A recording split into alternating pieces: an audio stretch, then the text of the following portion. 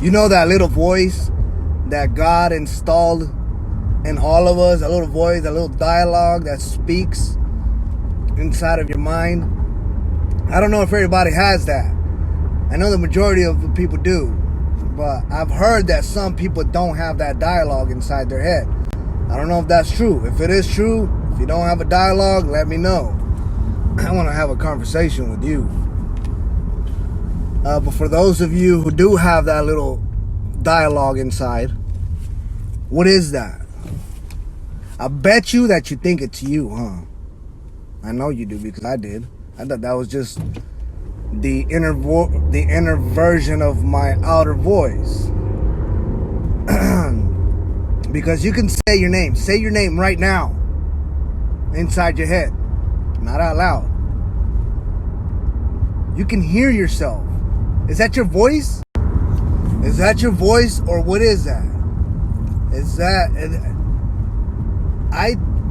It's the voice version of your thoughts. Because you can think in words, you can say words, you can think in words, and you can think in pictures and images, and you can think in emotions. But that little voice, don't mistake that. Don't make the mistake of thinking that that's you, because it's not. Excuse me. It's not you. When that little voice talks, I respond to it. Wait a minute. When that little voice talks, I respond back to it with the same voice? Yeah, with the same voice. So what the fuck, man? So what's that little voice saying? It's just basically mapping out whatever's around you. It just, you're observing whatever's around you, and the little voice is repeating back to you what you're seeing, right? Hey, look at that guy over there. I don't like his shirt. Or whatever it is. You're just repeating back to yourself whatever it is that you're observing, whatever it is that's around you. And that little voice right there controls your reality. I call it the voice of the subconscious mind. That little voice will talk you out of whatever it is that you want to do. It'll talk you the fuck out of it, and you will listen to it because you think it's you. It's the voice of the ego. The ego is an illusion.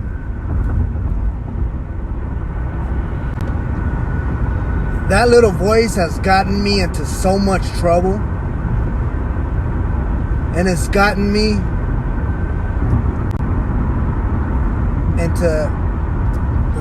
into jail, because that little voice used to be programmed in a very negative way. But that little voice is also the same thing that got me out of all of that shit. That little voice, I programmed that little voice to point out only the things that I want to see and only the things that I like out of the world, and tune out everything else. That little voice is what's made me who I am today now. That little voice started talking to me whenever I started working out. Whenever I started waking up at 6 o'clock in the morning, going outside in the cold and running around my apartment. That little voice was telling me to go back inside. What the fuck was my problem? What the hell was I doing? But I quickly got control of that. I quickly broke through that terror barrier. Because it's that little voice that makes you back away from what you really want, when you're not programmed correctly. But if you program your mind correctly, you'll smash through that terror barrier like it ain't nothing, man. Because that terror barrier is an illusion.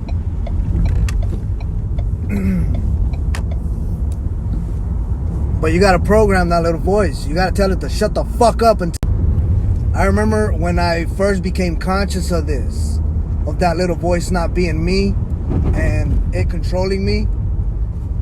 For the first year and a half, the only thing I said inside of my head was shut the fuck up. For a long time, that's the only thing I would say, because I started paying attention to it and to the things that it was saying. It was so fucking negative. It was 100% negative. There was nothing positive ever coming out of that little voice. And I was shocked, man. I was like, fuck. So that's why my life is the way it is. And it took me a long time to get control of that voice. If it wasn't for meditation, I wouldn't be able to control that voice. Meditation is vital for living a peaceful, calm life, no matter what the hell's going on around you. It's vital for success. I was one of the people that I was teaching this to. I was getting them into meditation, and I told them that I meditate every day for 30 minutes. And as soon as I said that, she jumped back. She was like, what the fuck? She was like, 30 minutes? She was like, I tried to meditate last night. I couldn't sit still for 10 fucking seconds.